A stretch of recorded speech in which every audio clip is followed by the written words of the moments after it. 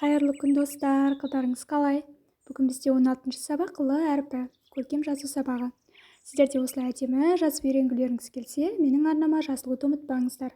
Менің арнамда енді күн сайын көркем жазудың сабақтары үзбей салынып тұратын болады.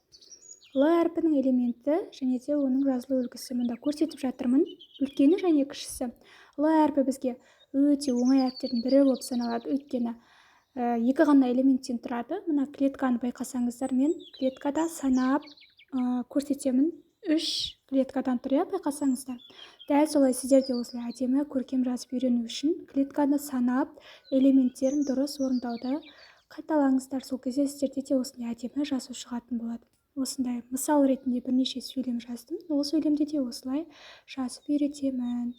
Қарап, менімен бірге қайталауды ұмытпаңыздар. Дәл қазір дәптерлеріңізді ашып, бірге жазайық. Олай болса, сәттілік. Егер де менің сабақтарым пайдалы болса, пікір бөліміне өздеріңіздің ыстық лебіздеріңізді және де лүпілдеріңізді басуды ұмытпаңыздар.